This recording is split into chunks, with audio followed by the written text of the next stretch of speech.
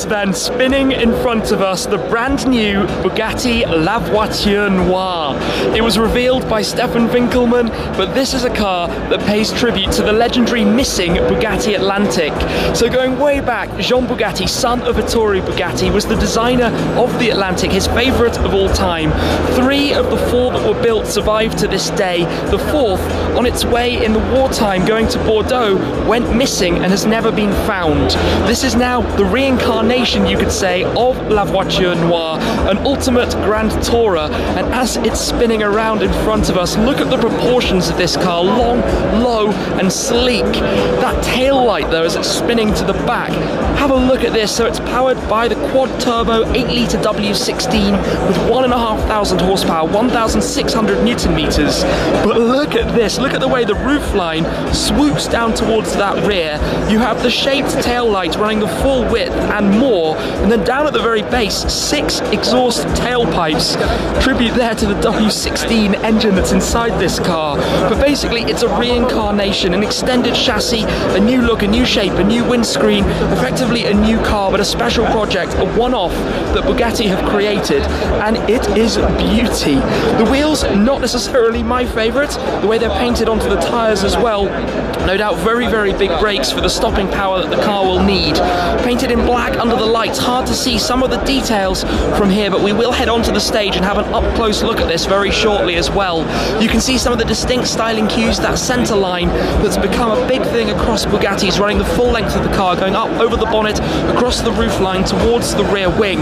But down here at the front, it takes the styling of the Devo and dials even that up a further notch with the aggression, still with that horseshoe grille, proud in the very centre, a lot of openings for the cooling and airflow that can go through the car, new headlights, a new design, in fact everything is new for this. And just look at this car, look at the proportions, look at the shape, that elongated front end, very, very clear, leading forwards towards the nose from the windscreen section, much reminiscent of the styling penned by the Bugatti design team to pay tribute back to that car, one of the most valuable classic cars in the entire world, in fact, the Bugatti SC Atlantic. Really, well, if one were to sell in today's market, it could be hundreds of millions of dollars or euros or pounds, you name your currency. It is that level of vehicle, and really such an iconic and special part of Bugatti's history that they're now paying tribute to with the launch of this, their first one-off project following the success of the Devo not all that long ago, launched at Pebble Beach, sold for 5 million euros, all of which sold out instantly. This, as soon as they suggested the idea of creating the car, a customer came forward immediately to jump at the opportunity to purchase this, and can you blame them? Look at this, look at the styling, look at the design, look at it up a little bit closer, that diffuser, the aggression, the size of it, but how low it is to that rear edge, that leading edge, how sleek it is over the entire lines, trailing over the car towards the front. As you can hear though, it's busy here, press conferences running left, right and centre. In a moment we'll head onto the stage though and take a better look at this. Here it is then, let's come and have a slightly closer look at La Voiture Noire, literally the translation from French, the black car, as that old missing 57 Atlantic was named. When you get up closer to this though, it is menacing, it is aggressive, but most of all, you just notice how under the lights here, it is completely stealthy with everything finished black. I still can't quite get over down there the 6 exhaust tailpipes, but also the length of that diffuser that carries right under with those fins that you can see popping down beneath it, and almost the kind of tunnel effect going over. But the design matching up with that, lots of open area for the cooling, the illuminated Bugatti text across the rear underneath that tail light. Look at that, look at the design of that tail light. That's magnificent. On the side you have the fuel and oil filler caps, quite prominent in their design with the chrome feature, pretty much one of the only chrome features on the actual car outside of the wheels and the indicator I suppose that you have on the door mirror. Look at the rake of the windscreen, look at how shallow that angle is, how aggressive that is, with the single wiper again in the centre, lining up with that centre line the full length of the car. But even on the bonnet section itself you have those deeper almost cutouts, but look at the texture that you have beneath them that's made in the body panel. Presumably the car will be entirely made from carbon fibre as other Bugattis. The horseshoe grille itself is wider, it's more angular, more prominent, more presence, extra cooling that you can see just inside the sides there, also directional vanes going around those front corners to direct airflow actually around the car. Design has to meet engineering, has to meet performance. Bugatti's of course known for their ultimate speed and comfort while driving at speed. This though is no doubt going to take that and be even more positioned as a Grand Tourer, where the Devo, for example, went more towards the aggressive end. The wheels look very large, the gaps in the arches look tiny, it's sitting low, it's sitting just in such a beautiful way. Its presence and its stance is absolutely out of this world. The rear deck hiding away that W16. Of course, traditionally the Chiron, as we'll see very shortly, has a more open section where you can see a little bit more of what's happening at the back. But for aerodynamics, for airflow, for smoothness, but also to match the design of the Atlantic, everything is very much flowing, smooth, minimalistic lines. There are no lines where they aren't required pretty much anywhere on the entirety of this car. And actually, I can see, looking a little bit closer, that the entire bodywork is actually exposed carbon fiber. I hadn't spotted that before. I thought it was gloss black paint, but you can see that it is carbon that you have for the black panels, the black painted panels, looking very, very nice under the showroom style lights here at the Geneva Motor Show. That illuminated strip though, the chrome strip that runs all around the car, just wow, just absolutely wow. And as I said, it's a project they commissioned, they wanted to start building, and they found a customer almost instantly. And are you surprised when you look at this?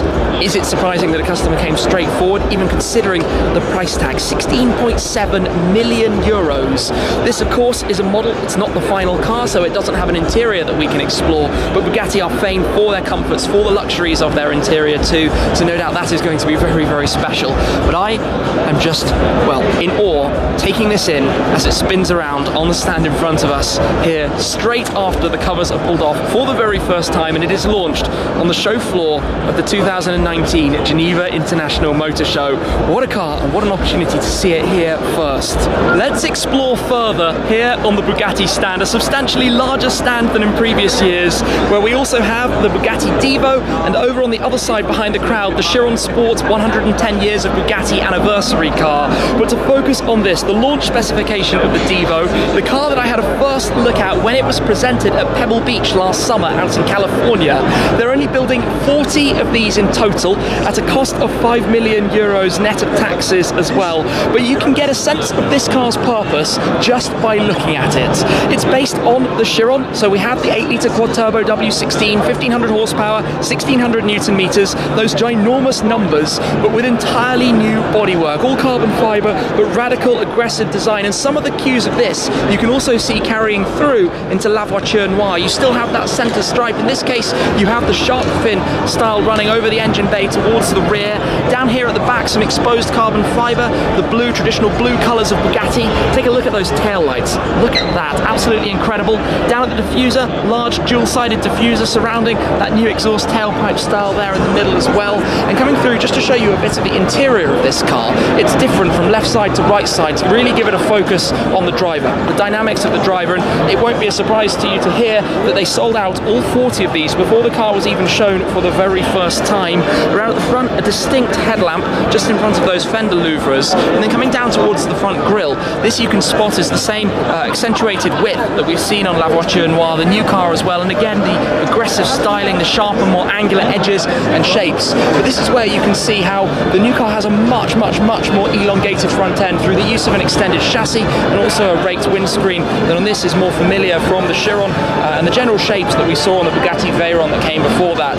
Over on this side we have the Bugatti Chiron Sport 110 Bugatti, 110 years of Bugatti since the company was founded by Ettore Bugatti back in 1909. But what a way to celebrate their 110th anniversary with this show stand, with the release of La Voiture Noire, and here 20 units to be built of this specific car in this design. And there are a few